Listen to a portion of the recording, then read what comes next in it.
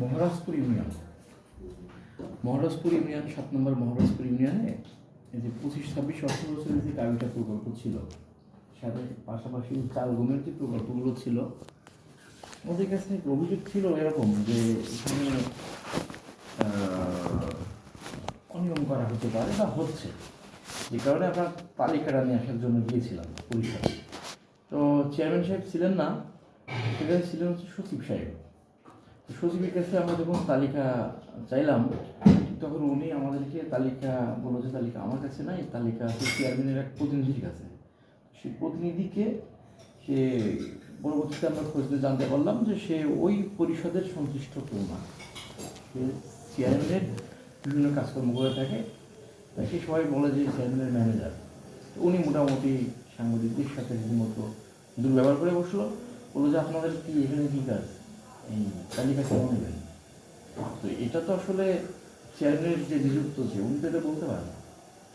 এটা আর আমাদের সব থেকে আশ্চর্যের ব্যাপার যে এই তালিকাটা তো সচিবের কাছে অ্যাটলিস্ট থাকবে। তো এটা কেমন হয়ে গেল না এটা এক। আর এরপরও পরবর্তীতে যে ঘটনা ঘটছে, ওই চেয়ারম্যান নিযুক্ত যে ব্যক্তি উনি মোটামুটি সাংবাদিকদের সাথে ফোনে কী দুর্ব্যবহার করছে, কেন এসেছেন, এই তালিকা দেওয়া যাবে না, তালিকা হচ্ছে আরও অপরাধ না। এর ব্যাপারে মোটামুটি আপনার একটা বক্তব্যের জন্য আসা। আচ্ছা আচ্ছা, এই এতটুকু জানতে চাই, যেহেতু আপনি প্রকল্প বাস্তবায়ন কর্মকর্তা, যে তালিকা না দেওয়ার কি উদ্দেশ্য হতে পারে? মানে কোনো দুর্নীতি অনিয়মের তথ্য যেন সাধারণ জনগণ জানতে না পারে, এরকম কিছু না। কাজ এখনো শুরু করেছে কিনা সেটা তো বলতে পারি না। আমরা তালিকা চাওয়ার জন্য গিয়েছি, তবে আমরা শুনেছি যে পিআইসি তালিকা, যে তালিকা প্রকল্প এবং যে প্রকল্প সংশ্লিষ্ট যে সভাপতিগুলো আছেন তাদের ব্যাপারে জানতে চেয়েছিলাম যে এই তালিকার ব্যাপারে, তালিকাটা আছে অবশ্যই থাকবে একটা কপি, এটাই স্বাভাবিক কথা, না থাকার তো কথা না। না দেওয়ার কারণটা কি? না দেওয়ার কারণটা তো আমি বলতে পারবো না, তবে আপনারা জানালেন, আমি একটু মানে খোঁজখবর নিয়ে দেখি, তারপরে আপনাদের। আমরা এডিসি সাহেবের বক্তব্য নিয়ে আসলাম, আপনার বক্তব্য নিয়ে আমরা ইউনো সাহেবের কাছে যাবো, ইউনো সাহেব নেই। আমি ইউনো মহোদয়কে ফোন করছিলাম, উনি মিটিংয়ে ছিলেন, আমাকে জানালো যে মিটিংয়ে আসছি, আমি আপনার সাথে পরে কথা বলছি। পরে ডিসি মহোদয়ের ওখানে গিয়েছিলাম, উনি সম্ভবত মিটিংয়ে ছিলেন। পরে যে স্থানীয় সরকার আমাদের এই ইয়ারুল স্যারের বক্তব্য, ইয়ারুল না, রথীন্দ্র দাস, তাই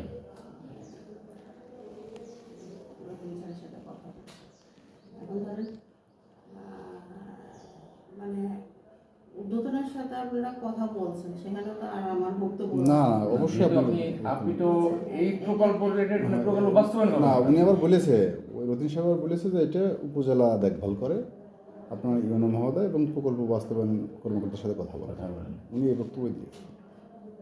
আচ্ছা ঠিক আছে, আপনারা আমার কাছে অভিযোগটা দিলেন, আমি একটু জাস্টিফাই করে দেখি যে আসলে তারা কাজ শুরু করেছে কিনা, আর কেন তালিকাটা দিল না দেওয়ার তো এখানে কোনো ইয়ে নাই।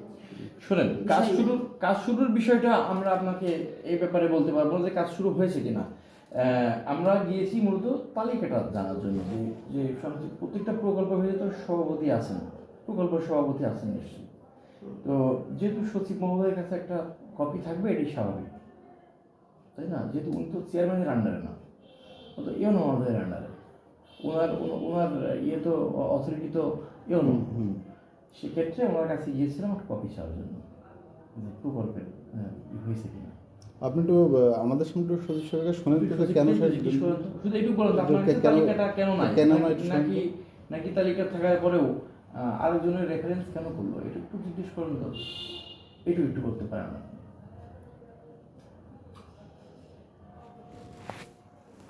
আপনার কাছ থেকে এতটুকু সহযোগিতা আমরা চাইতে পারি, আর আপনি আমার তো চেনেন না, আপনি আসছেন, এর আগে পরিচিত হয়েছেন, ফেস ছিল, কিন্তু নামটা এখন আমি মিলাইতে পারতেছি না। আপনার মোবাইল নাম্বারও আমি নিয়েছি, সেভ করেও রাখছি।